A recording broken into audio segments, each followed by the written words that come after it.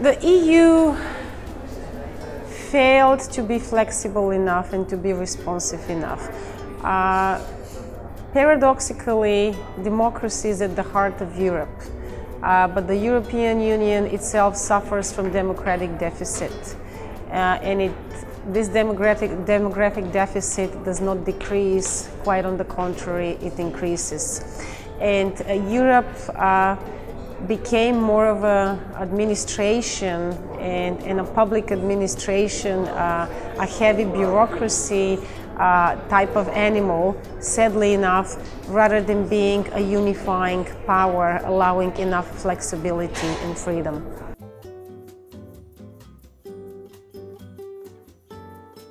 There will be impact, there will be cost, there will be an economic cost.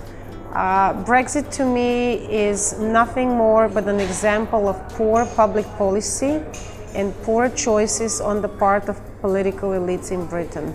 It is an example of truly irresponsible behavior, and it's an example of putting short-term political ends and goals over national interests and long-term interests. So I don't think that Brexit would kill the European project. I don't think that Brexit would mean an end to Europe as we know it.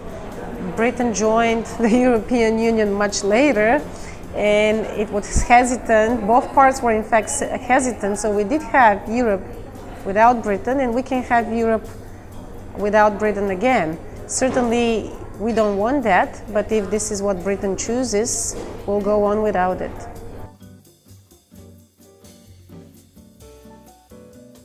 Right now, I think that we reached a moment of saturation because there were several moments in the existence of the European Union where we saw some accelerated growth and integration in certain aspects and then in other aspects.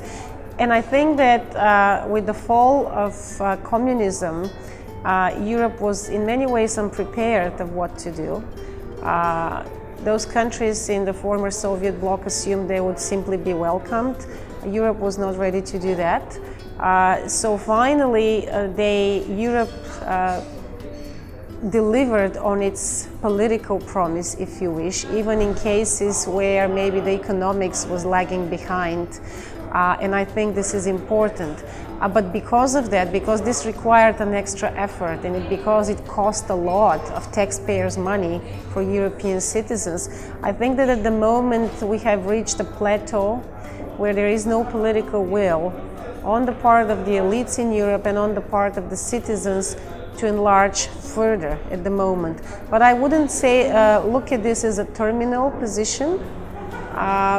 Because we have seen terminal positions change over time within Europe, and we also see the situation changing over time.